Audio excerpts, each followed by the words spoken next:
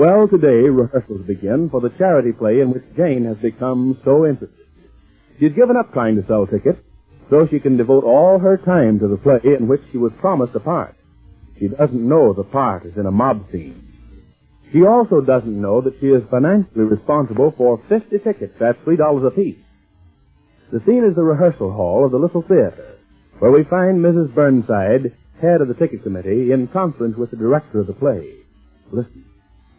And so you see, Mr. Hamden, in order to give the girls an incentive to sell as many tickets as they can, we've promised them parts in the play. But all the parts were given out 2 weeks ago. I thought you were satisfied with my casting. Oh, of course we are.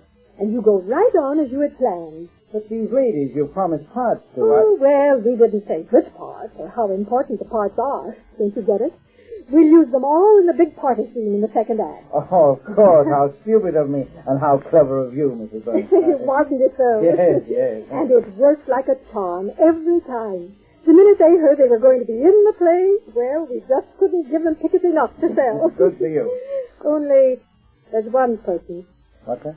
I say we've only run into one difficulty, but I'm sure we can straighten that out today with your help, Mr. Hamden. I'll do what I can. What is this difficulty? Well, one lady insists on coming to rehearsal today. Oh, I see. All the others I've told we'd notify when we wanted them.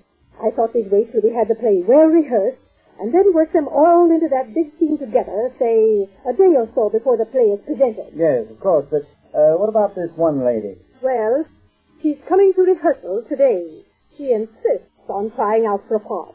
Oh, I see. Now, in order to appease her, can't you just give her a sort of, A sort of once-over lightly? I beg pardon? A sort of rush her through a tryout and brush her off? Is that it? Yes, that's the idea. Leave it to me, Mr. Burnside. I know how to handle that kind. I've been directing these amateur plays for years. I'm quite adept at weeding Good out... morning, my dear. Oh, Sheila, come on over. You remember Mrs. Crawford, Mr. Hamden? Of course I do. Good morning. Oh, sit still, Mr. Hamden. Go right on talking.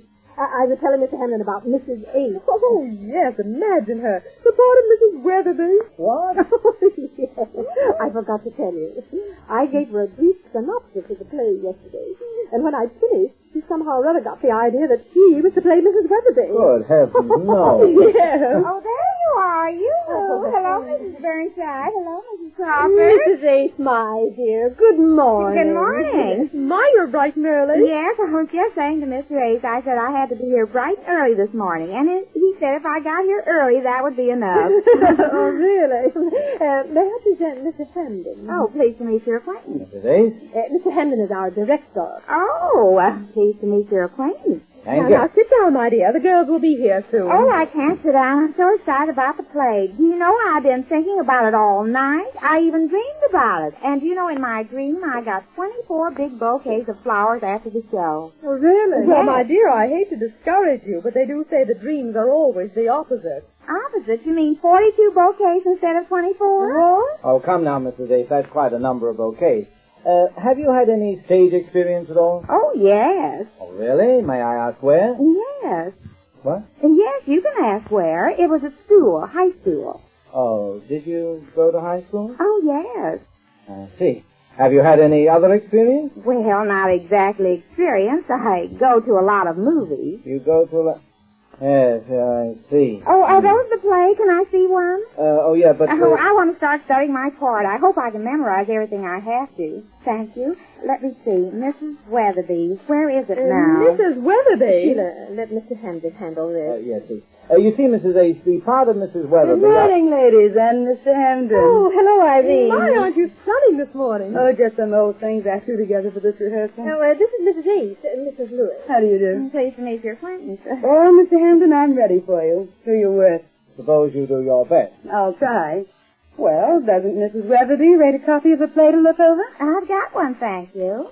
What? I've got one. I was just reading this first page. I've sure got a long speech to say here. You? Yes, see, Mrs. Weatherby is discovered before her makeup table, lifelessly combing her hair That's and... listlessly, Mrs. Ace. Oh, yes, listlessly Just a combing... moment. That's my part you're reading, Mrs. Ace. What part? Mrs. Weatherby, of course. Oh, no, I'm the one What that's is this? Irene, just a minute, please. Well, what is she talking about? I'm talking about Mrs. Weatherby. I'll thank you not to talk about Mrs. Weatherby. Well, I didn't say anything bad about her. Irene, if you'll only calm Am down. I playing this part or am I not? Mrs. Lewis, if I'm willing to give my time to this play, Well, I'm giving my time, too. I'm playing Mrs. Weatherby. Well, I hate to get sarcastic, but oh, yeah? Irene, may I speak to you a moment, alone? What does she mean? Come on, and now suppose we stroll down towards the stage. I have something to tell you. Well, I should hope so. I was never so mortified in all my life.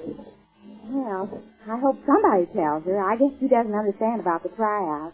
I'm sorry, Mr. Hampton. I got so mad. Oh, that's quite all right. I'm used to these petty little quarrels. I've put on so many of these plays. I'm quite impervious to anything that happens. Yes, I guess everybody thinks they can act. Yes, don't they, though? And I've noticed that it's usually the ones who think they can act that can't act at all. Yes, but she's very pretty. I'll say that for her. Now, when I read this part here, Mr. Hampton, where it says that I should... our other two players. Hello, girls. Good morning, Mr. Hampton. Good morning, ladies. Where's Irene? I saw a car out front. She's here. She just walked down the... Oh, girls, I want you to meet Mrs. A. Hello. How do you do? Pleased to meet your acquaintance. This is Mrs. Williams, and this is Anne Henderson. Oh, I thought we were late. You hadn't even started yet. We couldn't start until you two got here, you know. Oh, so sorry, Mr. Henderson. May I see a copy of the play? That's what they're here for. Here you are.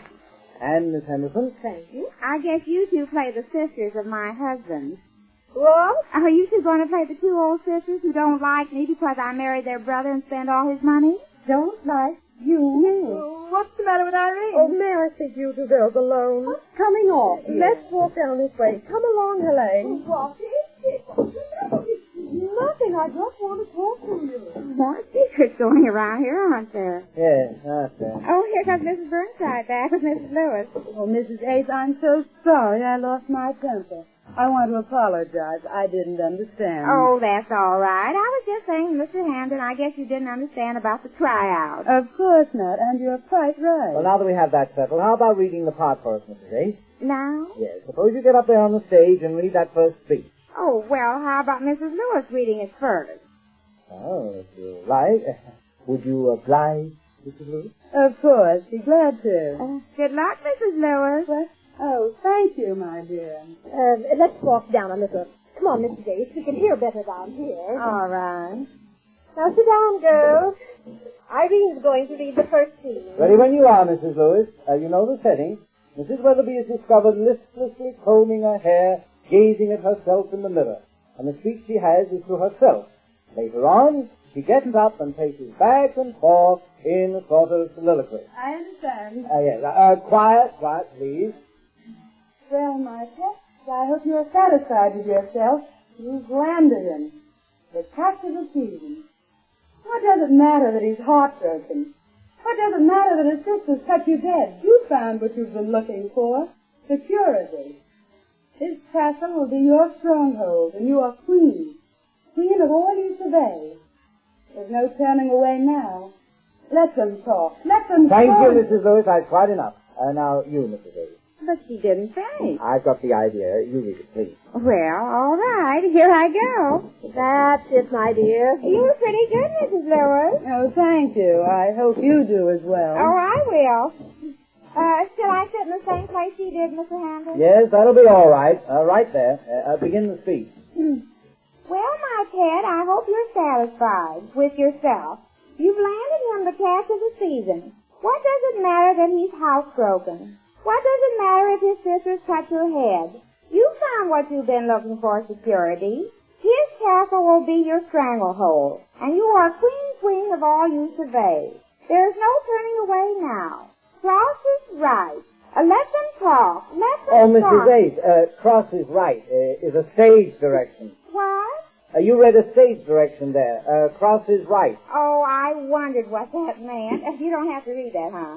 No, I don't think it's advisable. Oh, well, I'll start over again then.